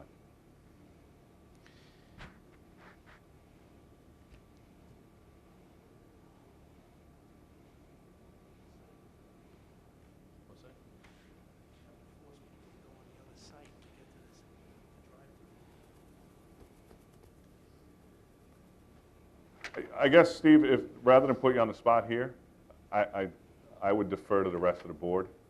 I personally would rather see a traffic report that basically said this is what the peak use is on this site. Not to ask you to pay for somebody else's traffic report, but it may actually pay to look at the site as a whole to see that if there is actual overflow or if there is peak usage from both sides, that it's overflowing it, so that we can look at it. Because obviously, we need to look at just the site you have the application for, but in reality, it's the entire site that's going to be affected. Well, we can get the traffic report. I have a feeling that if we ask for a report, we could kind of combine the two together, the two sites together, as well as separate, so. And in the meantime, if you could look at the idea of maybe reconfiguring that drive-through so that you can deal with some of planning's concerns, some of the chairwoman's concerns. Well, we could take a look at it. Thank you. And that's obviously assuming, I don't want you to waste your time if the rest of the board's looking at me going, are you out of your mind? I haven't heard that yet. No. I told you, my biggest concern is this queuing and the way it is. I think Mr. Tansey is correct. We could do one way. I'm just not sure the one-way really is going to function. I think we need to think about that a little bit and study it and see if it's really a viable alternative. I'm a little concerned about people coming off 111 and seeing the one-way sign and saying, you know, we don't care, we're going down that way anyway. Are we creating more trouble than we're solving? So I think we just need to take a look at that and see if it would work. Okay. How much time do you need? I'm going to say in the neighborhood of 6 to 8 weeks. Okay. Right.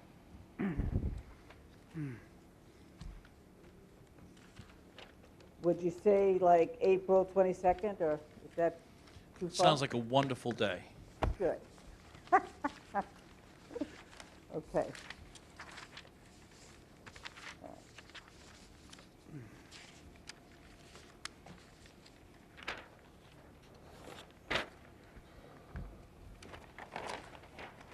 Is anyone here for that? Were you, anyone here for that? No. You were? All right. Well, it's going to be adjourned to April 22nd. I would tell you that why don't you wait and see what the new plan looks like? I mean, unless you definitely have something right now that you feel that you want to say. Okay, come on up. Yeah. Let me have your name. Did you speak last time? Yes, I did. Are you going to say the same exact thing that you did last time? No. Okay. Good. Let me have your name, please. Christine Martirano, Oh, good. Martirano. And your address. I am with 111 Associates LLC. Our corporate address is 329 Jericho Turnpike, Suite A4, Smithtown, New York. All right. Raise your right hand. You swear to tell the whole truth and nothing but the truth. Yes, I do. Go ahead. One of the issues I keep hearing coming up is the site plan of a combined site plan. And I'm going to ask if maybe planning, I know we met with you last week, if possibly there could be a search done for our original approved site plan. We're requesting that. I can speak with Peter Hans. He is the site plan reviewer in my department, and ask him if he can do a little bit of research and see if he can find, in fact, that there is a separate site plan for your building alone. I would assume there is, since it was built in '61. It came first. In addition, again, I will reiterate one thing I did say the last time, that I do object to the application because of the parking situation and creating the trespass on our property. Thank you. If I could just ask you a question, do you find that there is a shortfall of parking? In my parking lot, yes. Yes. Is it constant or is it at peak times? When? I would say peak times. My parking lot in the front of the building is full. Okay, thank you. Okay. All right, so we have adjourned to April 22nd. Okay? Thank you.